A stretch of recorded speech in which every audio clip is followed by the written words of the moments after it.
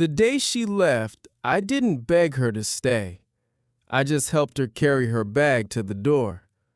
Because real love doesn't hold on when it knows it's time to let go. My name is Leo, and this is the story of how I lost someone I loved and found peace in the quiet that came after. The apartment felt empty the next morning, not because she was gone, but because the pretending was over. I still made coffee, I still placed her cup on the table, but there was no note this time. I didn't write, "Have a good day, my love," because she wasn't mine to love anymore. I sat across from the empty chair and let the silence settle. Not heavy, not angry, just honest. For the first time in a long time, I wasn't trying to make her stay. I wasn't waiting for her to look at me with love. I was just breathing. It hurt, of course it did. But there was also peace in knowing the truth had finally come to light. I didn't sleep much that week. I'd lie in bed and replay her words in my head. "You're a good man, but I don't love you. I never did." And still, I didn't regret loving her, because love, even when it isn't returned, still makes us better if we let it.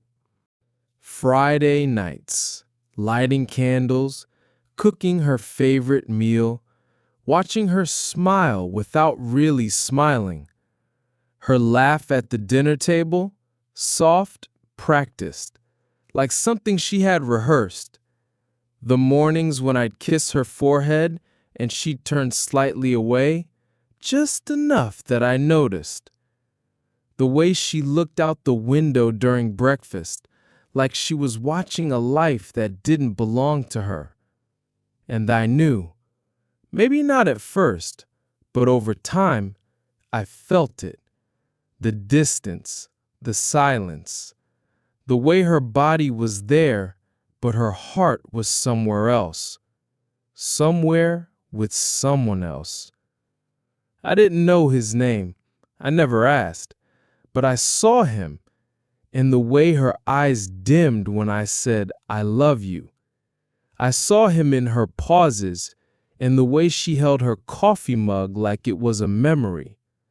And yet, I kept showing up, because I thought maybe love was enough. Maybe kindness could be louder than loss, but love shouldn't have to convince someone to stay. And when she left, I didn't fall apart. I just sat there, surrounded by the life I built for her, and finally understood. Some people don't need fixing. They need freedom. And love, real love, lets them go. The apartment was quiet after she left. Not just in sound, but in feeling. The kind of quiet that settles in your chest. I still make coffee every morning, out of habit, 2 mugs, but the second one stayed full. I stopped playing music. I stopped lighting candles. I kept the place clean, but not warm. One afternoon, Nana knocked on the door. She didn't stay long. She handed me a small box. "She asked me to return this," she said softly. It was the necklace, a silver heart I gave Mia on our first anniversary. I held the box for a while after she left. I didn't open it. I just placed it on the bookshelf next to the flowers that no longer arrived on Fridays. That evening, I sat on the couch and looked around the space we once called ours. It still looked like a home, but it didn't feel like mine yet. And yet, in that silence, I started noticing things. The way the light hit the wall at sunset.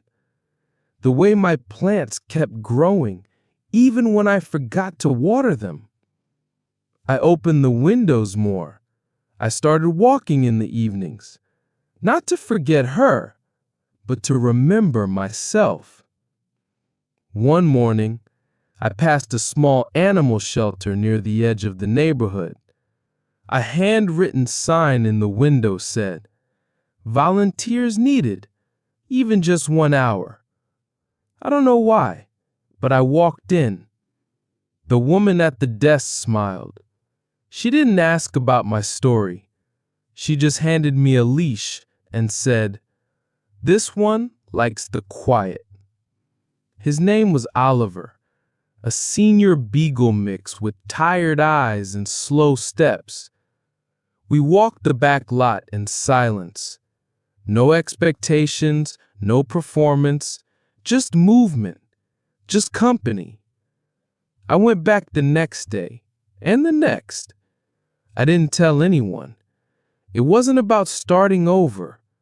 It was about showing up for something that didn't need fixing, just care. And in caring for that quiet dog, I began to care for myself too. Weeks passed. I kept going to the shelter. The staff started calling me Oliver's person, even though I wasn't the one who took him home at night. He waited by the gate when I arrived.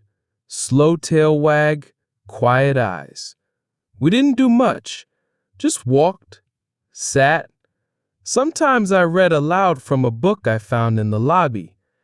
He never cared what I said. He just liked the sound. Then one afternoon, a woman walked in. Her name was Elise. I didn't know that at first. I just saw her kneel in front of Oliver, speak softly, and let him come to her in his own time. Most people reached too fast. She didn't. She waited, like she understood what it meant to need time. She looked up at me and smiled. She said, "He trusts you." I nodded. "He's patient with me." We talked for a few minutes, just about Oliver, his quiet personality, his favorite treat, how he always stops walking when a leaf blows by. She filled out the adoption papers. I helped her carry his food to her car. When she opened the passenger door, Oliver climbed in without hesitation. She looked at me and said, "I think he'll miss you." I smiled. "I think I'll miss him too." She paused, then added quietly, "If you ever want to visit him, here's my number." She didn't say it with a smile. She said it like someone offering a little light without expecting anything in return. I took the paper, not because I needed anything, but because for the first time, I didn't feel afraid of beginning something new. I went home. I opened the small box on the shelf. The necklace sat quietly inside. I held it for a while, then placed it back in the box, this time with peace in my hands, not grief. I didn't throw it away, because letting go doesn't mean forgetting. It just means you're ready to carry love differently. I didn't adopt Oliver. I couldn't. My apartment complex doesn't allow dogs. I thought about moving, just for him. But maybe it was better this way. I still visit. Elise texts me now and then. "We're going to the park this weekend." Oliver found a new toy he refuses to share. "You free for a walk?" Sometimes I bring treats. Sometimes I don't. He always wags his tail the same. Elise and I talk about simple things. Work, weather, bad coffee. She doesn't ask about Mia, and I don't ask about her past either. There's something peaceful about being seen without being examined. One afternoon, we sat on a bench while Oliver chased butterflies. "He's doing better," she said. "So am I replied. She nodded. That was it. Nothing more needed to be said. I started filling my Saturdays with more than silence. I went back to the bookstore near the cafe, started reading again. I found a used copy of a novel Mia once loved. I almost didn't buy it, but I did. And this time, it didn't hurt. Some nights I sit by the window and write down pieces of the day, not because I need to process pain, but because I want to remember what it feels like to live quietly and be okay. Elise once said, "It's funny how animals find the people who need them." I think she was right. Oliver didn't fix me, but he walked beside me when I wasn't sure where I was going. And Elise? She didn't rescue me either, but she offered something I hadn't felt in a long time. Ease. No pressure, no pretending, just the soft possibility of something steady. It was late autumn. The trees were almost bare. The sky hung low, soft and silver. Elise texted, "We're heading to the lake. Want to join us?" I said yes. When I arrived, Oliver ran toward me, slower than most dogs, but with more heart than any I've ever known. Elise smiled and handed me a leash. "He insisted you walk him," she said. We strolled along the path, fallen leaves crunching beneath our feet. Elise walked beside me, quiet and comfortable, the way some people only get after trust is built slowly. At one point, we sat on a bench facing the water. Oliver curled up at our feet. Elise reached into her coat pocket. "I almost forgot," she said. "He chewed on this the other day. I think he thought it was his toy." She handed me something small. The box. The same one Nana returned to me months ago. I had placed it in my coat pocket one morning, without really knowing why. I thought I had lost it. But here it was. I opened it. The necklace sat inside, the heart still intact. Elise looked down. "Was it important?" she asked gently. I paused, then said, "It was once, and maybe it still is, just differently." She nodded. "Things change," she said. "Yes," I said. "Sometimes for the better." We sat in silence after that. The wind moved through the trees. Oliver lifted his head, then rested it gently against my leg. For the first time in a long time, I felt still, not stuck. And I realized moving on isn't always loud. Sometimes it's just a quiet bench, a trusted dog, and someone who sees you without needing to fix you. You don't always notice healing when it begins. It's not dramatic. It's not loud. Sometimes it looks like walking the same street until it feels like yours again.